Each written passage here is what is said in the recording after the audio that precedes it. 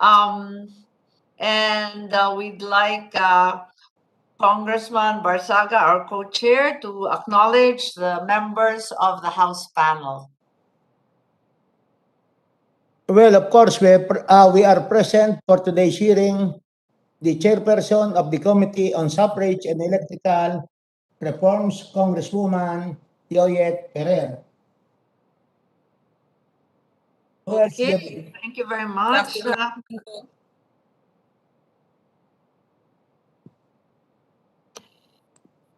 Yes, perhaps at this juncture, I invite the committee secretary of both the Senate and the House to acknowledge the guests and resource persons that we have invited this afternoon.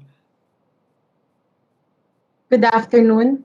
The Joint Congressional Oversight Committee on the Automated Election System would like to acknowledge the presence of our distinguished guests, namely from Comelec, Commissioner Marlon S. Casquejo, Director Eden Bolo, Director Esther Villaflor Rojas, Director Jeannie V. Flororita, Director Esmeralda Amora Ladra, Director Tadeus P. Hernan, Director James B. Jimenez, Director Martin B. Niedo, Director Frances C. M. Aguindadao Arabe, Director Sonia Bea L. V. Lozada, Attorney Michelle Frances Paredes, from DICT, Undersecretary Emmanuel Caintic, from CAC, Mr. Fernando Contreras, from DICT, Attorney Elias Omar Sana, from DICT, Director Jose Carlos Reyes,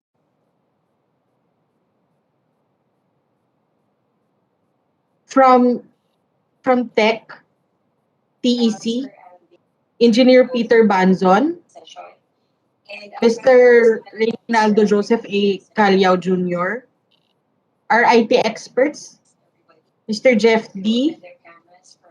from PLDT Smart, Attorney Aileen D. Regio, and Attorney Kevin Pangan, from Globe Telecom, Attorney Ariel Tubayan, from F2 Logistics, Mr. Maxilom B. Kamaongay,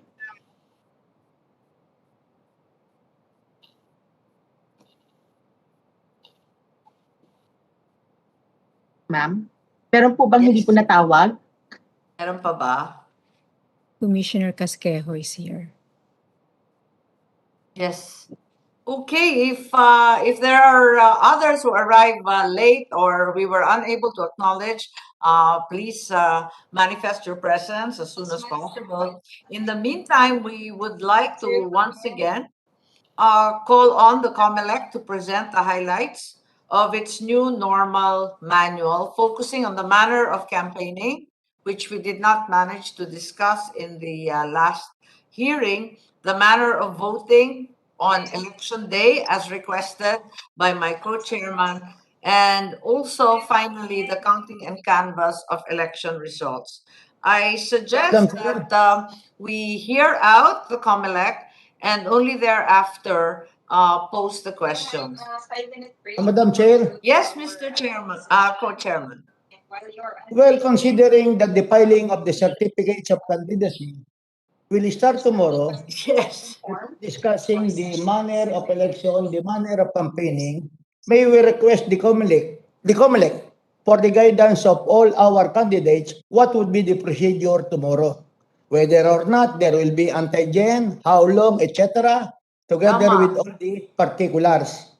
Para naman yung mga kababayan natin na kakandidato, including the councilors and local candidates, alam nila kung ano ang dapat nilang gawin sa pagpapail nila mula bukas hanggang October 8. Tama po. I think that's the matter of the highest urgency. Bukas na nga pala. Okay. Sino ba sa Comelec ang sasagot? Paano ba kami bukas? Madam Chair. Congressman Kabadbat po, I am present. Pasensya na po during the last Yes, two that's meetings. right. Congressman Argel. Yes, we recognize House Okay, good morning po, and Chair PD. Sorry Good po. afternoon. Apologies for not Hi, good mentioning your afternoon. name, my friend. No problem po, Chair. Thank you. Thank you, thank you. That's great. Okay. So, eto. May Comelec guidance ba tayo para bukas hanggang 8? Good afternoon, Madam Chair. Yes, good afternoon, Commissioner Casquejo. Regards to that filing, Madam Chair, may we request Director James Jimenez to please give us the guidelines. Yes, Director we call on you, Director James. Are you there? I see your name, but there's no video. I'm here, Madam Chair. Ay, there we go. Okay, pulang-pula. Hindi ko pa makita. Okay. Yes, Madam Chair. Thank you very much, Commissioner Casquejo. The filing for national positions will start tomorrow, October 1. It will run until October 8. All candidates, all aspirants, I should say, are going to be required to present a negative antigen or PCR test upon entry into the filing venue. There is an antigen testing facility there, just in case the aspirant doesn't have an antigen test ready. After that, they will be escorted inside, and they will be allowed to file their certificates of candidacy there. After which, they will also be allowed an opportunity to address the media. There is a separate media area there, and there will be people who will usher them into the media area in order for them to have their first opportunity to address the public. No? There is a very limited number of people who will be allowed to accompany each candidate. For president and vice president, they are allowed only 3 members of their entourage. For people who are running for senator, they are allowed 2 in their entourage. And individuals running or who are filing for party list organizations, they will be allowed 1 member in their entourage. So 3, 2, 1, Madam Chair. Paano After yung that, local? I'm sorry po. Paano po yung local? Including the congressman? Ilan Yes yung po. kaya entourage? Lahat po ng kandidato from senator hanggang bukal, municipal councilor, tigalawa lang po ang allowed sa kanila under our rules. 2 po ang kanilang companion. So you're saying So yun- congressman, governor, hanggang bukal, tig-2? Yes. Tigalawa po. Yes po. Okay, so that, I'm assuming that's also the city mayor? 2 na yan? Kasama po yan. Yes po. Paano yung municipal, mayor, at saka yung sangguniang bayan? 2 rin po lahat. Lahat na, pati municipal mayor and Yes po, ma'am. all the SBs. Yes po. Yes po. Okay. Okay. Okay, So- Co-Chair Barsaga, please. Well, clarification lang, Director James. Unang-una, Yes po, sir. ang sabi mo kanina, merong antigen facility at the office of the election officer. Is that correct? Ay, hindi po. Ang antigen testing po natin ay required for national candidates, but it's not required for local candidates. So for local candidates, kailangan magpakita ng antigen test. So ang local candidates have to show a negative antigen test. Hindi po required. Hindi po required. Hindi required. So kami, kahit medyo inuubo kami at may sipon, okay lang kami. We can file. Just for the clarification of everybody. Kailangan po naka-face mask at naka-face shield po. Kaya okay lang hindi yun. po kayo... So, hindi namin kailangang magpa-antigen. Pagkatapos, Hindi po. meron kayo sa inyong guidelines before, applicant indicates in a separate form nominees' email addresses and mobile phone numbers with a statement that notices will be sent through their email address or phone number provided. Is that still a requirement? Sorry sir, tanong ko lang po, no?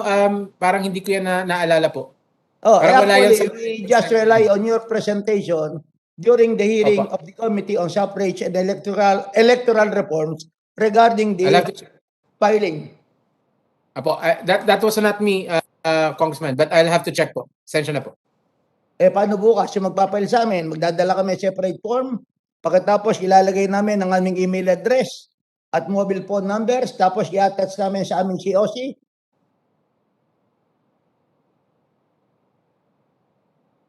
I believe so, Congressman. I'm just checking it now. Huwag tayong I believe so. We have to be categorical. Oh, bukas Yes, na sir. bukas eh. Oh, Yeah, bahala po. kami Natanong ko po. magdala ng typewriting. Ililista lang namin ang pangalan namin, email address, and cellphone number. Yes po. Meron po ako mga kasamahan dito. Baka alam po nila ang sagot. Si Director Director Esther po would probably know. Sorry. Binolunteer ko na. Sensya na po. I am not in possession of the resolution. Madam Chair, I think Director of the Law Department to answer that. Director Nori, the Law Department. Okay. Director of the Law Department, please. Good afternoon po. Yes, Your Honor. We encourage them, the aspirants, to give us their phone numbers and emails so that we can easily communicate with them if there's a need to communicate with them. So any shape or form, ikakabit lang doon sa filing? Yes, ma'am. Or a separate sheet will be given by the receiving officers if they have that. If they have. Pag wala, Yes. kami na mag-improvise. I-attach nyo na lang po siguro po para mas sigurado. I-attach namin. Yes. And there are 6 copies of COC. So, yung 6 na kopya, lalagyan lahat namin ng aming email address and mobile Kahit- phone numbers. Your Honor, kahit yung isa lang po, basta meron lang kaming copy nung contact number Okay, nyo at saka isa email naman. address. Yes po. So, clarification, hindi namin kailangan ang antigen sa local candidates. Upon filing tomorrow. Yes, sir. Hindi po. Or What verify, about Congressman? Sa Congressman, national pa rin. National, kailangan namin. Ewan, di ko alam, Comelec, di ba, tinuturing ka, national ang Congressman. Po, ang antigen testing, Madam Chair, is only required dito po sa Sofitel, dito sa filing for the national positions. Okay. So Yes, yung no Congressman, hindi rin nangangailangan ng antigen result or test. Hindi po. Hindi na kailangan. Okay, sure kayo ah. Para sigurado tayo, di ba? Oh, para mabilis. Para mabilis. So, thank you very much for that clarification. Thank For the you. filing tomorrow. Of course, So it's kailangan only merong Soler. If there is no CONA, they will be considered as independent candidates. Yes, sir. Yes. Yes, sir. Thank you.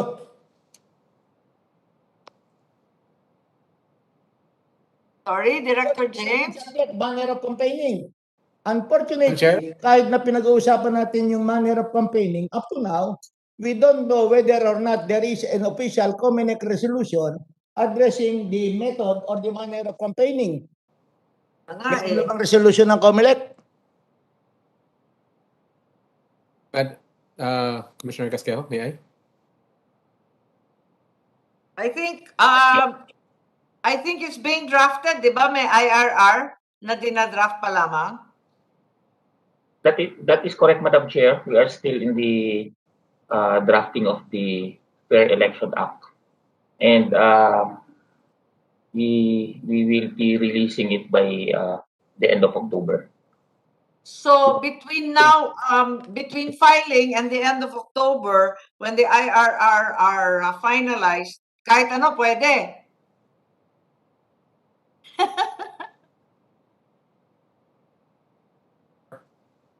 Ano yun? Kasi wala pang Yes, IRR, Attorney hindi labo-labo muna. Hindi ba we are relying on the decision of the Supreme Court in Peñera versus in that case of Peñera, that upon the filing, the aspirant or the person who filed the certificate of candidacy is not yet considered as a candidate. He shall be considered as a candidate under the law at the start of the campaign period. That's right. That's the correct. basic rule. That's Kaya right. walang premature campaigning. Yes, Mr. Chair, that's correct. Kaya pagka-file namin bukas, pwede na kami maglagay ng tarpaulin, PD Barsaga for congressman. And that is not premature campaigning because the period for campaigning for congressmen will start only on March 25 based on the Peñera ruling. Of course, ang sinasabi lang natin, yung perception ng ating mga tao na tayo ay epal.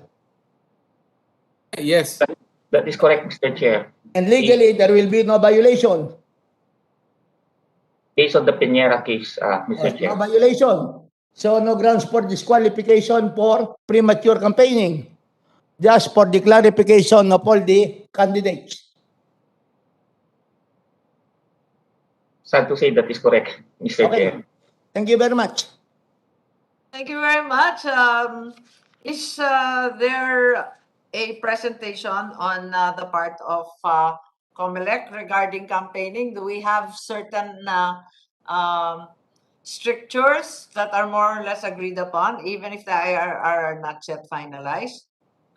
Yes, Madam Chair, Director Ladra of the Planning Department will be the one who will present the draft, working draft of the campaign, although we still have no IRR yet. Okay, at least we get a sneak peek. Director Lagro, please, can you explain what manner of campaigning will be undertaken and the controversial provision that we heard about that the local protocols would be upheld. Hence, the LGU would more or less determine the number of people, the venues, and so on and so forth. Can you enlighten us, please?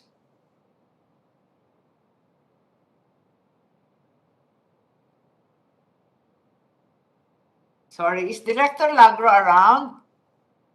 Yes po, ma'am. She's here. Okay. We invite you to tell us a little bit about the manner of campaigning in the COVID era.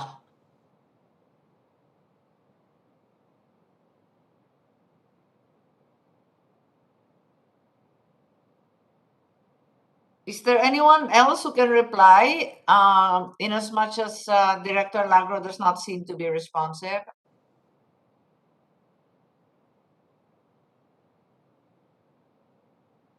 Commissioner Casquejo, wala yata yung director ninyo. Meron bang pwede magbigay ng idea? She's present, Madam Chair. Maybe there's some difficulty in sharing her screen because we already informed her to present during this meeting with her presentation. And even the last JCOC, she's ready with her presentation. Director Ladra, please.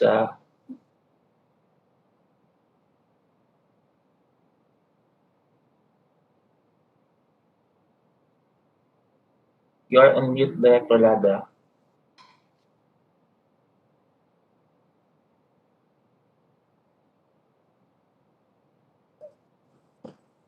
Hello, can you hear me now? Yes, yes, yes, please. Okay, thank you very much. On campaigning,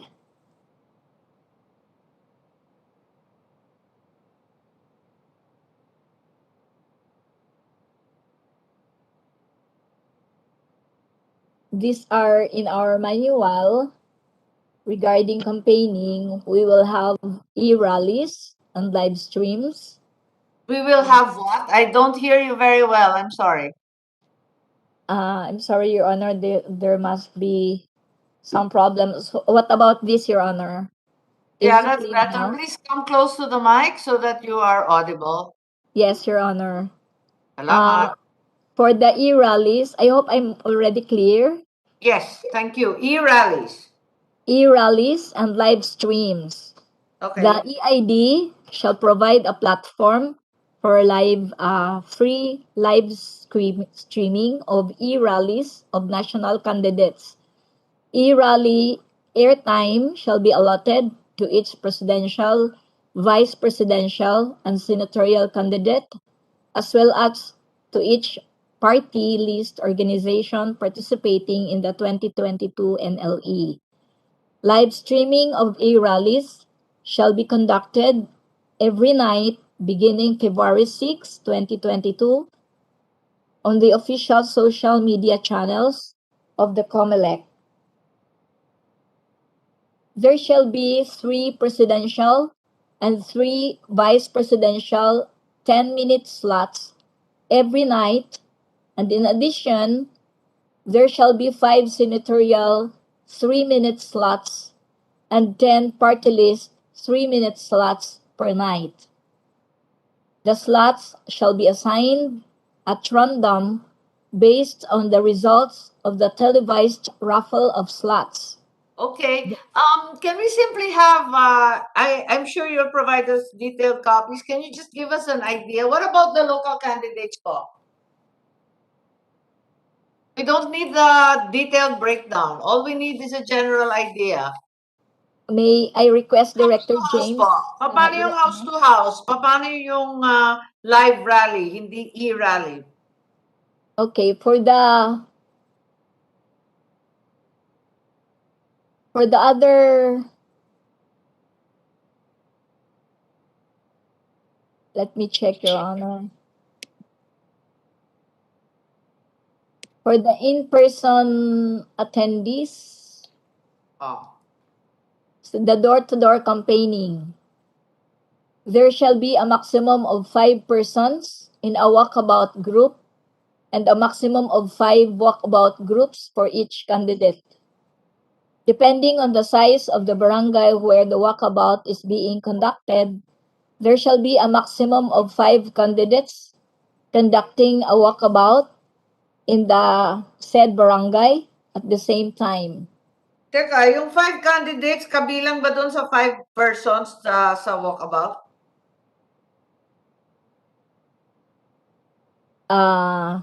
Kabilang po, Your Honor, and ang nakalagay dito, a maximum of 5 walkabout groups for each candidate. No, never mind. Pero yung walkabout group, kung 5 candidates, 5 na yon, wala na silang kasama. Wala nang alalay, wala nang taga-bitbit ng kung ano. Yung kandidato po na isa, kasama po doon. Kasasabi lang ninyo na 5 candidates eh. Kung magsasama-sama yung mga kandidato. For each candidate po yun. A maximum of 5 persons in a walkabout group. I understand, but you just said that 5 candidates could go together. So 5, may bit-bit na 5. So 25. Lumobo na siya. Your Honor, ang nakalagay po, a maximum of 5 walkabout groups. I heard that. But please explain, is that just 5? Each candidate po yun, not for 5 candidates, for each candidate po yan. Kaya nga, pero kung magsama-sama yung mga kandidato, paano? Hindi po yata pinapayagan na magsama-sama ang kandidato. Pero dito sa letter B, hindi yata normal yun kasi pag nangangampanya ka, kasama mo yung buong slate mo, di ba? Parating binibitbit yung mas mahihinang kandidato ng pinaka-rockstar sa kanila. Ganun talaga yun eh. Dito sa letter B natin, Your Honor, depending on the size of the barangay where the walkabout is being conducted, there shall be a maximum of 5 candidates conducting a walkabout in the said barangay. At the same time. Sabi na po ninyo yun. Yeah, Commissioner Casquejo, how is this supposed to work? An absolute 5? That means 1 candidate, bawal magsama-sama yung mga kandidato? Well, to be honest, Madam Chair, hindi pa talaga to final because I enjoin you to please take into consideration the customary way of campaigning, which is the entire slate, di ba? Parati namang dala-dala lahat. Hindi naman po pwede nga na napakarami, pero at the same time, unnatural naman na wala kang kasamang kapwa-kandidato, no? Yes po. Tinitingnan pa po namin, Madam Chair. We really have to coordinate also with the IATF rules with regards to this one. And, so, sa madaling sabi, wala pa talaga? Commissioner, kasi labo pa eh. Halimbawa, rally, na talagang live na rally, hindi na yung house to house. Ang dinig ko, 5 sa entablado. Eh, paano kung apakalaki naman ng entablado, hindi ba pwede yun? Well, I yes, think Co-Chairman PD is equally confused, like me. Yes. So, Chair PD po. Because ang sinasabi nila doon sa proposed rules nila, 3 kandidato lamang sa in-person campaign rally.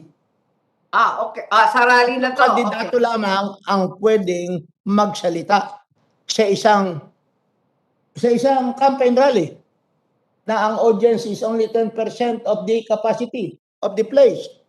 Eh, paano yung mga line-up? Hindi makakapagsalita, magseset na naman ng another night Kaya nga. for 3 persons. At saka, hindi po ba, kung 3 persons, matapos yung 3, another 3. Aalis yung unang 3, another batch of 3. Tuloy-tuloy, mahabang-mahaba na lang para physical distancing pa rin. Ganun po ba? that is a good suggestion, Madam Chair.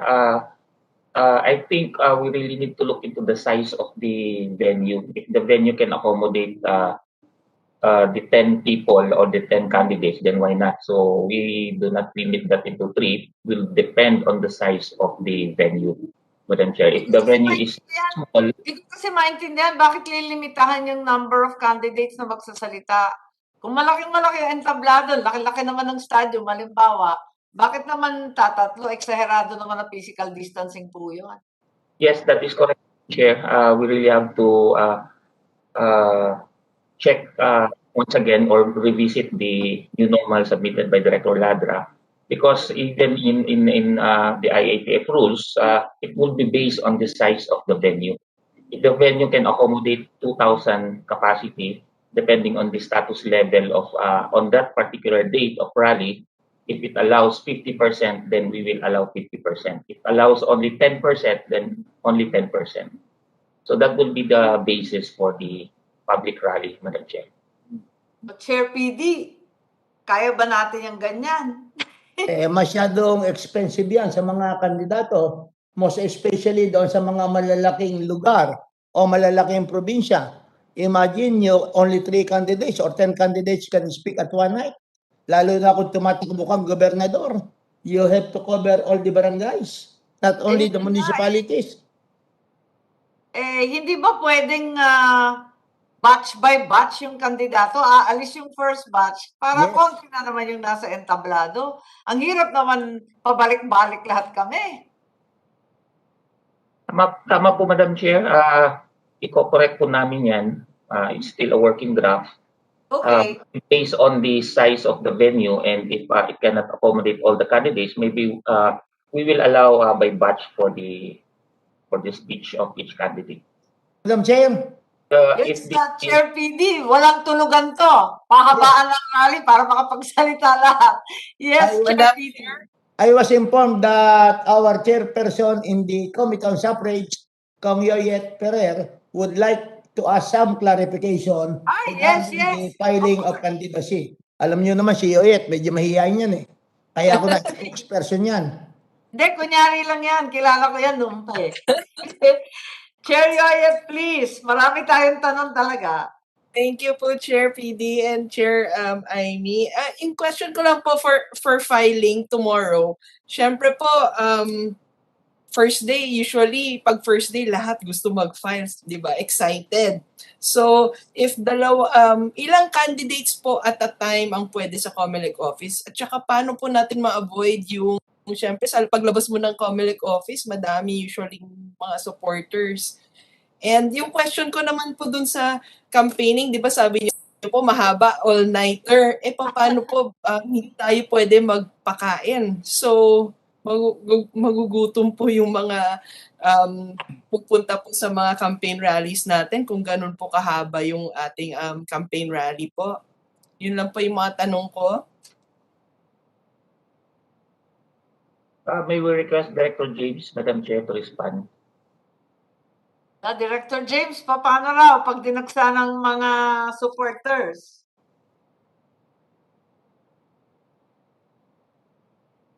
Director James, are you still there? Lalo na po chair si Kong PD, madami po yung supporters. Wala, konti lang. Minimize. Social Eh, distancing. In tapos order to minimize the expenses. Pero miski saan ka pumunta sa Dasmariñas, maraming tao. Yes. Yes, is Director James around? Or anyone who can answer Chair Yoyet's query?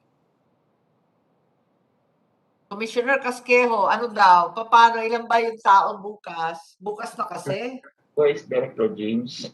But anyway, Madam Chair, insofar as the national position is concerned, lahat na po coordinated with the IATF and also with the PNP. With respect to the local positions, so the EOs, they are required also to coordinate with the PNP with regards to the crowd management outside the filing of the COC. So we do not allow just a type of filing outside the office of the election officer or any venue which kung saan pinili po ng ating election officer to have the filing COC. So there will be a crowd management in coordination with the Philippine National Police with regards to that, Madam Chair. Yes, but you said earlier na most candidates will be only allowed 2 in their entourage. Pero sa pagpasok yon, paano yung sa labas? Yun po, Madam Chair, coordinated po with the PNP. They will be the ones who will take control of the crowd control outside the filing of the venue. Outside the venue. Yoyet. So there's no fixed number sa labas?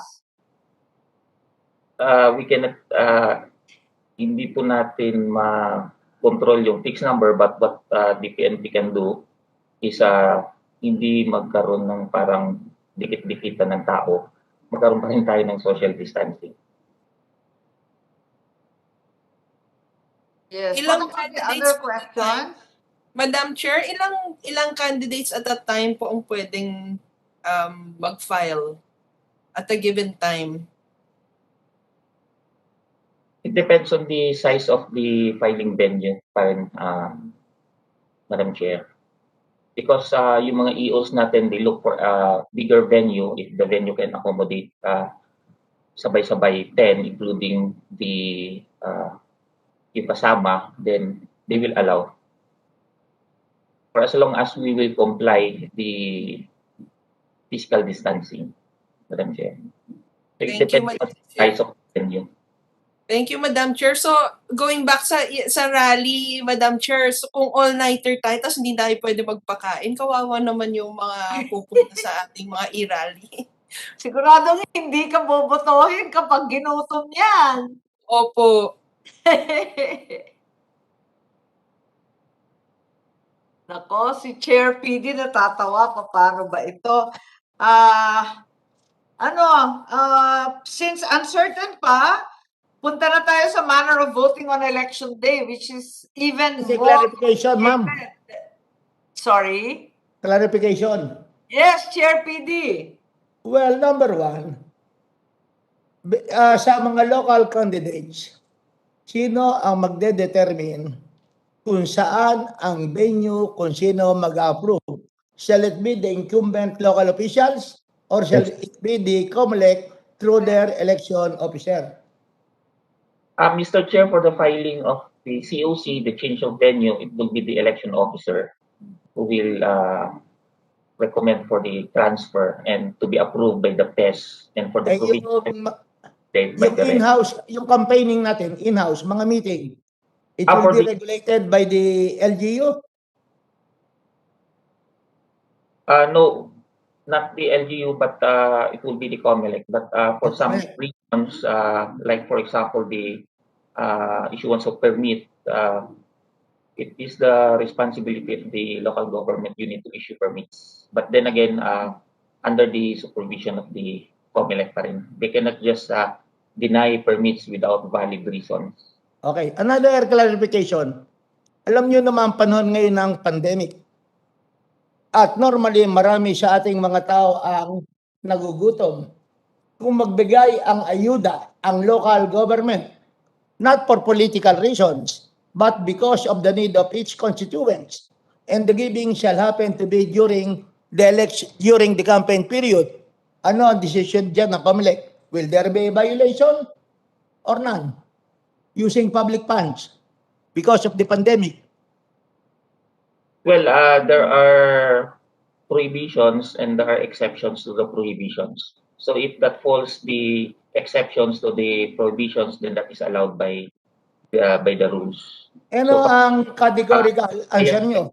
Kasi Yes. talaga namang MECQ kung minsan merong nako-COVID positive, ilalagay ng LGU sa isolation, during the period of isolation, wala silang hanapbuhay, pwede ba silang magbigay ng financial assistance or goods during the Yes, campaign period? I think that kind of situation, Mr. Chair, that is fall under the exception to the rule. Okay, so thank you very much. We Okay, can no. rely on your statement. Yes, that is exception to the Chairman rule. PD, hindi ba dati-rati, kahit walang COVID, kung kung programang tuloy-tuloy na dati-rati ginagawa na talaga ng LGU o ng kandidato, tuloy-tuloy lang siya. Tapos ire-rehistro mo ahead of time, di ba, with Comelec, na talagang project ninyo yan. Yes, Madam Chair, may mga exception po tayo sa rule. Yung mga existing project na year-round projects ng LGU, hindi po yan covered ng prohibition. But then again, we need to just comply the law, just file an exceptions. And with regards to ayuda, idadaan lang po yan sa DSWD. Oh, And presence of the okay, clarification. states When the during funds to be used will be coming from the LGU, it will not pass through the DSWD. Hindi to dadaan sa national. Kung ang pondo ay manggagaling sa local government, hindi na to dadaan sa DSWD. Tama. I think Director Bagdi is present. Would like to answer this, Madam Chair, because he's the one assigned in this prohibition. He's not present. But anyway, Madam Chair, Mr. Chair, that is part, I think, and I believe that it is an exception to the rule. Okay, thank you very much. Kasi alam mo naman, ang campaign period, Marso, mayayaman pa ang LGU niyan. Nagsisimula lang ng January. And they can spend so much for assistance. Totoo. Oh. Yes, Madam, Mr. Chair, may mga susundin lang na rules na without the presence of the candidates while distribution and without the name and face of the candidate of those ayuda na binibigay. Okay, thank you very much for that clarification. Thank you. So is there anything else that the Comelec would like to include still so that we can anticipate also the manner of voting and so on, a maximum of 5 voters in the polling place? But I hear that some polling places are the vaccination areas. So masyado namang konti yata tiglilima kung malaking multi-purpose hall ang gagamitin? Comcasqueho. Yes, Commissioner. I was given to understand that the venues would also be changed because realistically, classrooms are enclosed and potentially very crowded. So there was a suggestion that multi-purpose halls that were already identified for vaccination centers would be used as polling places instead, in which case a limitation of 5 voters each time seems very, very limited naman. Okay, Since may we request, Madam Chair, that us to respond. Thank you, Com. Good afternoon, Madam Chair. Good afternoon, everybody. For purposes of setting up the voting centers, ongoing na yung activity natin through the Election and Barangay Affairs Department and of course the election officers concerned to scout and look for bigger and a better voting centers na gagawin so that iiwasan na natin yung mga voting centers, yung mga schools or yung mga classrooms na napakaliit to the effect na we cannot comply basically the minimum health safety standards and protocol. And as far as that's why yun yung namin for decongestion ng mga voting centers natin ngayon na presently or during last elections yung experience natin isang eskwelahan caters to 3 or more barangays, in effect napakaraming tao within the particular voting center. So ngayon dinecongest natin ngayon yan, and in fact we're looking at multi-purpose buildings, covered court, etc. na pwedeng gamitin natin as voting centers during the elections. Second is we are coordinating with the local government concerned, especially if the area is considered or the school itself is considered as isolation facilities or vaccination facilities to the effect na come election time magagamit ng Comelec yan, Your Honors. Then lastly, as far as the number of registered voters who will be allowed to get inside the polling place, unlike sa template natin dun sa Palawan wherein we only limit the number of voters to be allowed inside the voting center polling place na 5, dito ngayon considering the number of candidates, yung considering sa number of voters in a clustered precinct. So we will be adjusting from 5, baka gawin natin yan na 10 or 15, and of course depending on the size of the classroom. But then again, after may schedule namin itong simulation of voting, titingnan namin how fast can we conduct the voting at saka yung actual number na voters na pwedeng ipapasok at the same time at sabay-sabay na boboto. So for now, we're looking all of this, Your Honors, and through the help of the simulation of voting na gagawin natin, ma-address natin itong mga issues and concerns nito. Thank you po. Yes, Director, hindi ba yung sinasabi natin sa mga hearing natin na ideally 500, maximum 800 ang botante sa kada presinto, pero ang realidad, libo-libo kung minsan. So, are we making any progress on that end? If I may, Yes, damihan na lang natin yung polling places. Yes, yes, Your Honors. We are trying to simulate also yung system na 2 classroom for 1 clustered precinct hahatiin, which pwedeng magsabay-sabay na boboto and papasok na lang sa classroom wherein nandun isi-set up ang voting machine natin. So all of this isi-simulate natin, 1 classroom, 2 classrooms, and of course, mayroon tayong situation din na mayroong waiting area. Para makikita natin lahat kung ano talaga ang effective, then i-adjust natin the realities doon sa ground mismo. Thank you, Your Honors. Thank you. Clarification, ma'am. Yes, Congressman Chairman PD. Kailan kayo magsasimulate so that the public will know ano ang resulta ng inyong simulation? Yes, Your Chair, if I may. Yes.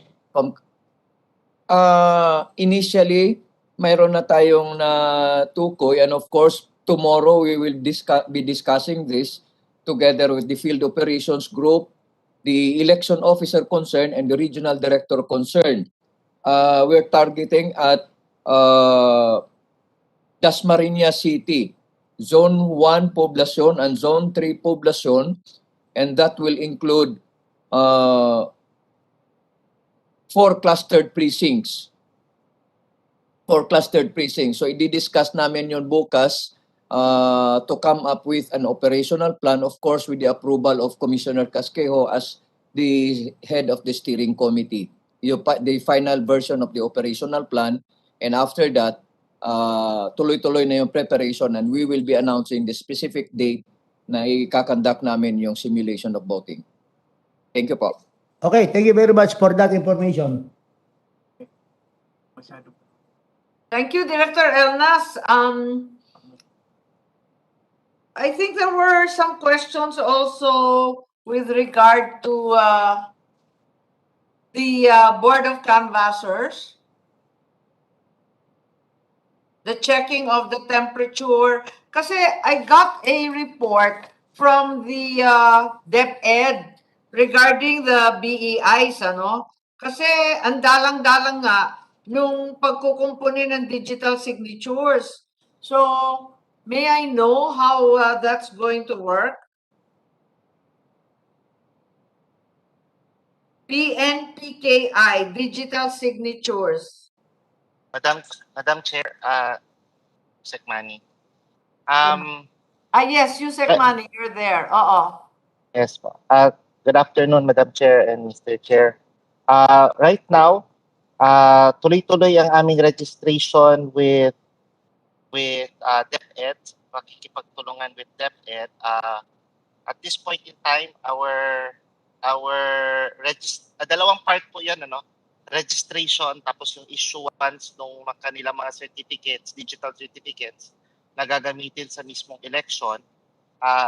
Right now naman, confident kami sa pace ng DepEd, although kasi simula lang, confident kami na by October 31, mabigay na nila ang lahat ng kanilang registration ng mga teachers, and then subsequently i-enroll namin yun sa system at ipamimigay namin sa kanila yung kanilang digital certificates.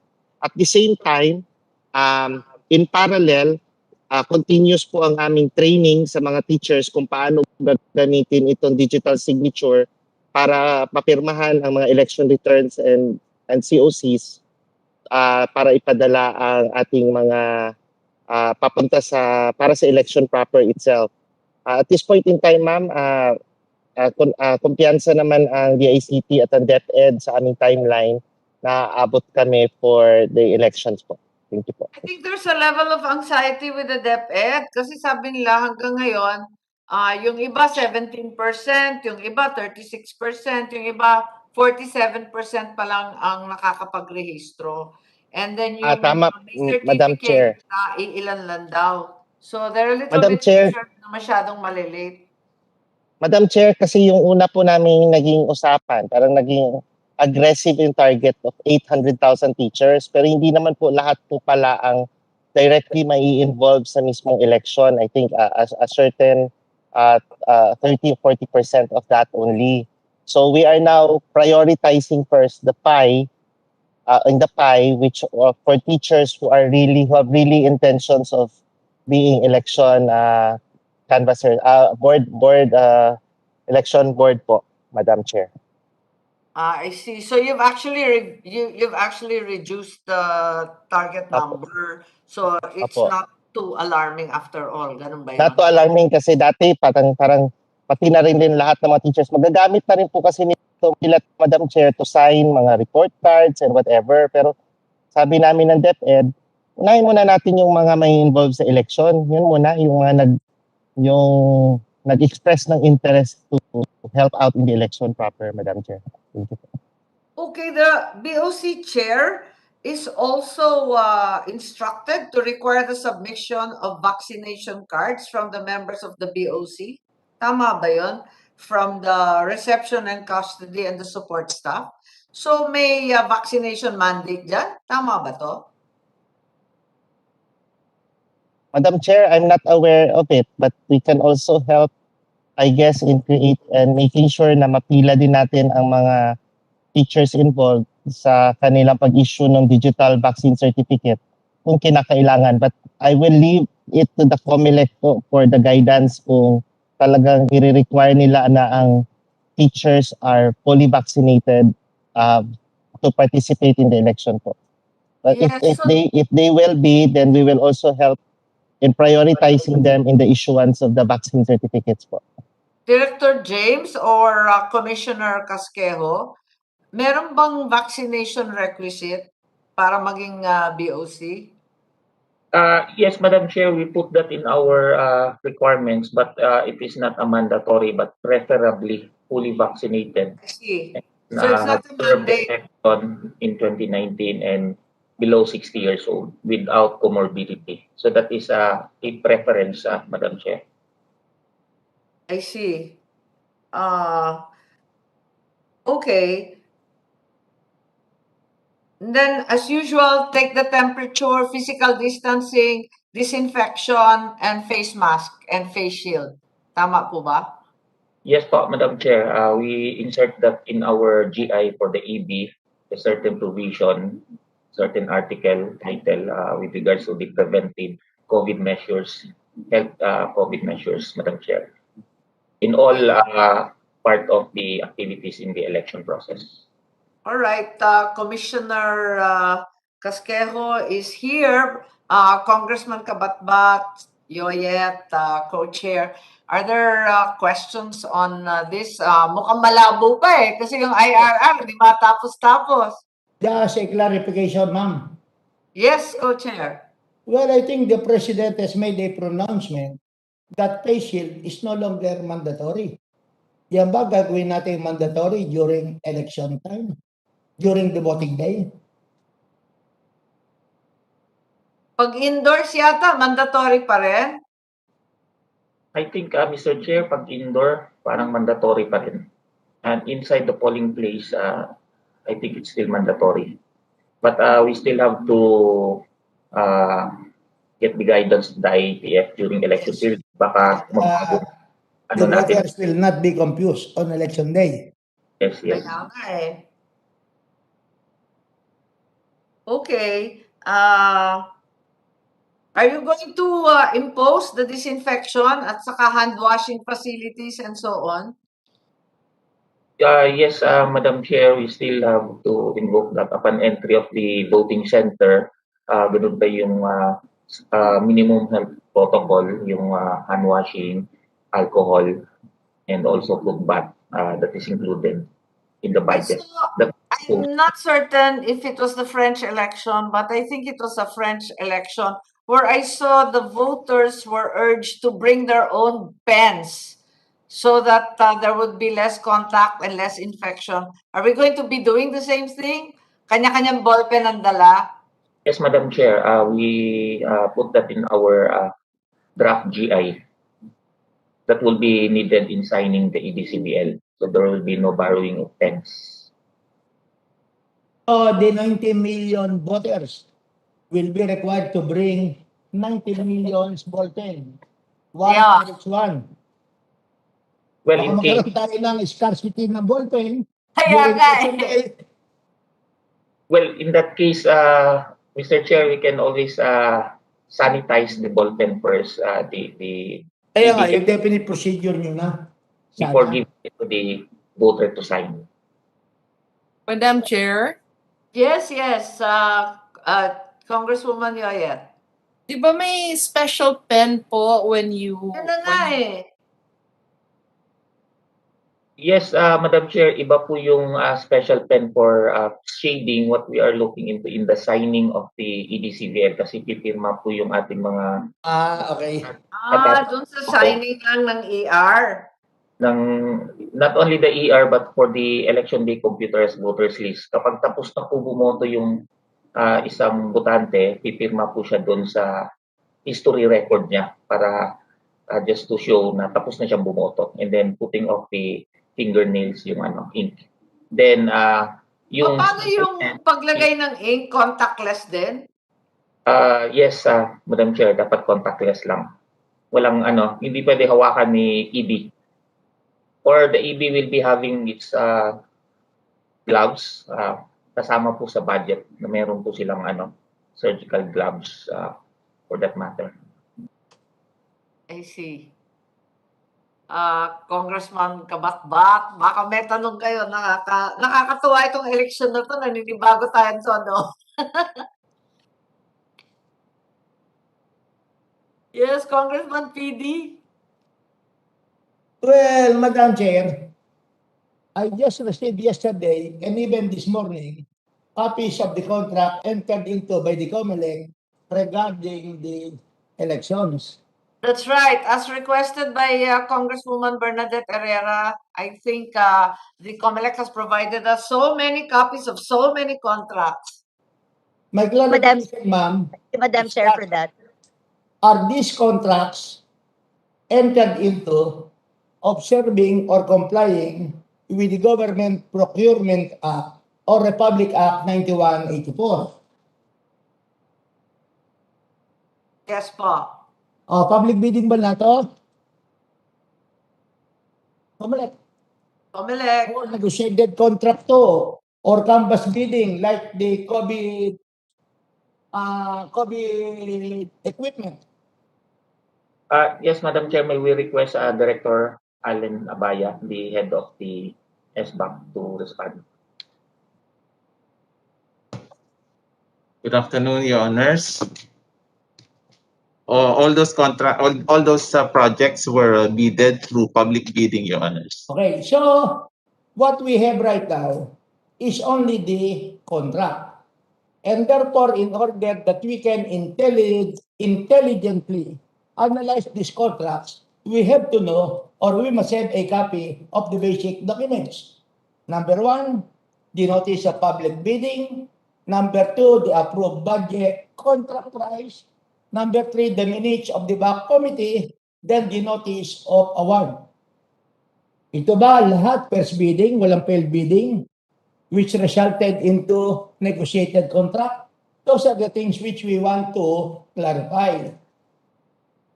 We will provide the requested documents, Your Maraming Honors. kontrata, pero wala yung contract ng F2 Logistics, which we have discussed during our hearing sa Committee on Suffrage. Yes, that's correct. It was specified regarding the bodega, no? Tsaka yung F2. At pati na rin yung sa software yata. Yun din ang tinutumbok eh. Parang walang masyadong maliwanag dun sa mga, sa dinami-dami ng binigay, parang yung hinihingi, wala ron. Madam Chair, may we request ED Bart to please respond. Where are the other contracts? Because I believe all the signed contracts by the Chair must be submitted to this ECO. ED Bart. Yes, Madam Chair. Yes? The Procurement Management Department were given the instructions to provide the JCOC as requested of all the copies of the contracts. Yes, Pero yung F2 Logistics hindi na ibigay sa amin. Para yung F2 Clarify that with the House Logistics. Secretariat, wala raw yung F2 Logistics. May I just check on that, Your Honors? The other question was, we weren't clear which one was I think there were two contracts for new software. Alin ba yun? Kasi hindi siya klaro kung ano eh.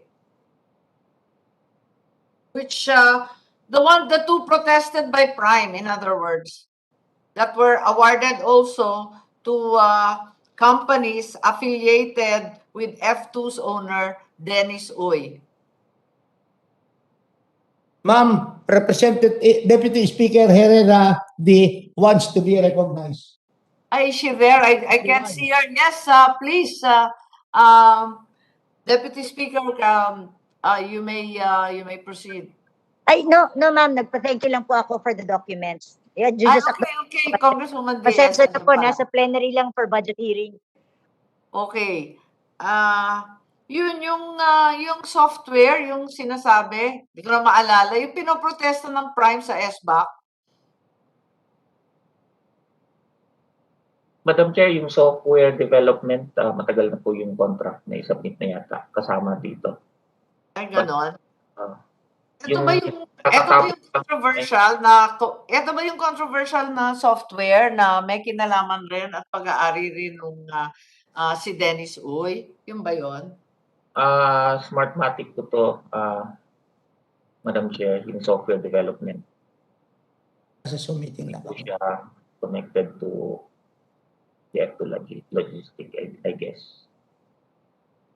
Yeah, parang may ganun din.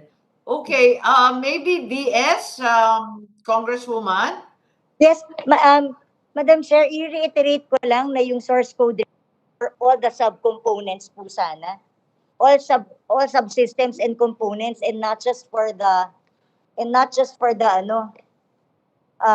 sana po for all subsystems and components ang source code review natin.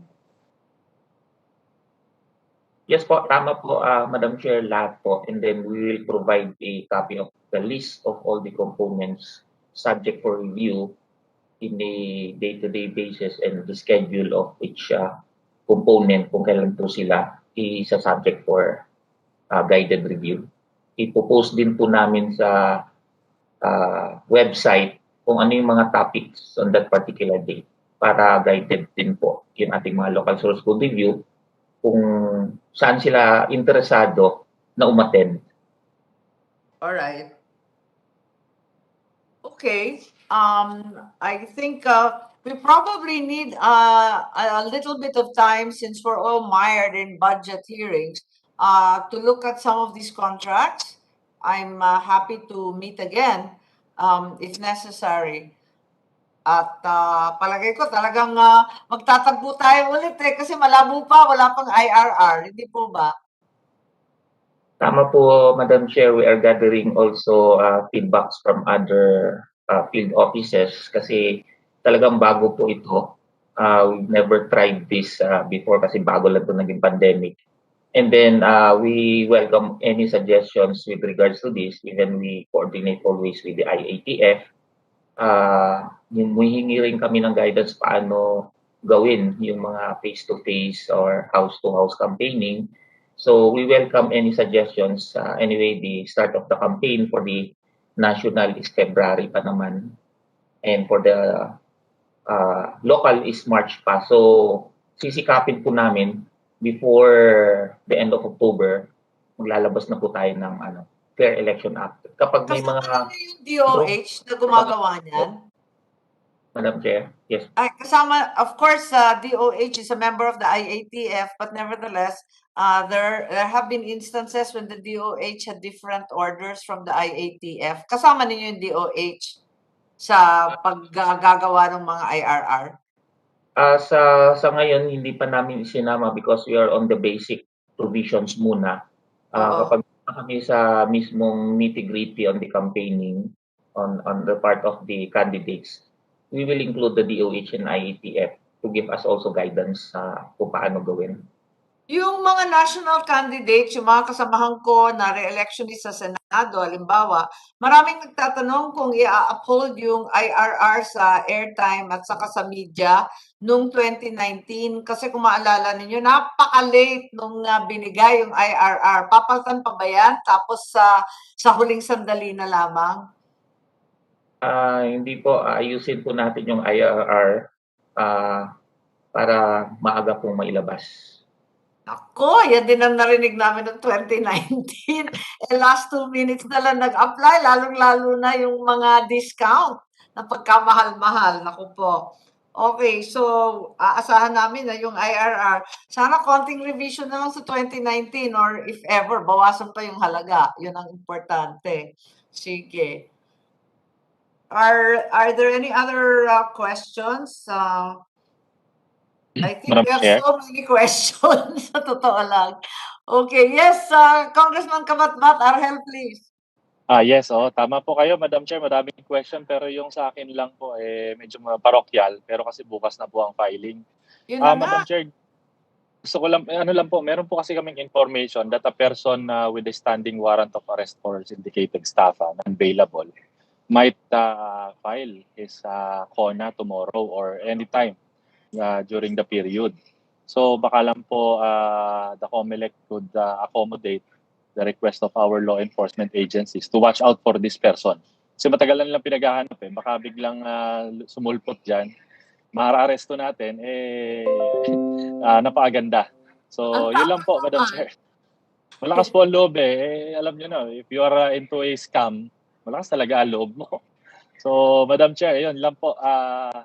baka makatulong po ang Comelec in apprehending that person. Just a piece of advice. You get a certified true copy of the arrest warrant. And you Correct. can even ask your policeman to arrest him once he sees him. All right. We will do that, Mr. Chair. Tama po yun. So, Co-Chair, if you were anticipating that the IRR for the modes of campaigning will be finished by the end of October, should we schedule after the IRR are issued Well, or bago it would be ma-finalize? kung tapos na yung IIR nila. So that alam na natin talaga kung ano ang ruling ng Comelec insofar as the manner of campaigning is concerned. Yes, we take note of the suggestion of Co-Chair Barsaga and agree that we should meet again, the JCOC AES, when at least a comprehensive draft or the completed IRR have been finished at the end of October, so that we can go over more details, including the transmission, the questions regarding contracts and transmission that were raised in the past hearing. If that is all right, we shall suspend this hearing on the part of the Senate. Madam Chair, before we Yes, suspend, Co-Chair. I will just request the Comelec to give us the basic documents Oo. which gave rise to these contracts. Kasi kung yung kontrata lang ang babasahin natin, hindi natin malalaman ang history ng contract. So, the notice, the ABC, the actual bidding, the minutes of the bidding, the notice of award, then the contract, and possibly the contracts of F2. Kasi ito, pinag-usapan na namin sa Committee on Suffrage. Ang sabi nila, there is no violation. As a matter of fact, it was discussed. And therefore, to eliminate any apprehension on the part of the public na mayroong problema yung F2 logistics na contract, pwede makahingi sa amin tayo ng kopya together with the basic documents. Tama. Anyway, delivery lang naman ang gagawin ng F2 eh. Delivery of the election paraphernalia. At saka sana yung mga kontrata kung saan ang storage ng mga BCM. Kasi noong 2016, meron daw sa Quezon City na hindi naman namin malaman kung totoo. So we want to know, saan ba ang storage ng BCM? From the storage, kailan, saan dadalhin? Yung naka-store sa isang lugar. Kaya ba yun? Sige po, Mr. Chair, we will provide Thank you very much for that information and assurance. Yes, appreciate the submission of those items, and if there are draft IRR, we'd like to have a look also. Baka may masuggest kami. At medyo katulad ni Chairman Barsaga, nakailang gera na po kami. So we'd like to be involved, as well as Chair Yoyet and Chair Argel, and Congressman Argel. So with that, I suspend on the part of the Senate, the JCOC AES, with profound thanks and gratitude to the Commission on Bank for extending the period of voter registration to the end of the month, October 30. Thank you very much. Madam Chair, the House contingent also join you in expressing our appreciation to the Comelec for the extension of the registration of our voters. And similarly, on the part of the House, the Joint Congressional Oversight Committee on Automated Election System is hereby suspended for further notice. Thank you very much to all the congressmen. Good luck in the filing for our candidates. And Thank you, Madam Chair. thank you very much to the Comelec. This is a work in progress, and we need to hold hands and help each other so that we have a fair and free election. Thank you very much. Thank you. Thank you, Madam Chair. Thank you, Mr. Chair. Thank you, Mr. Chair.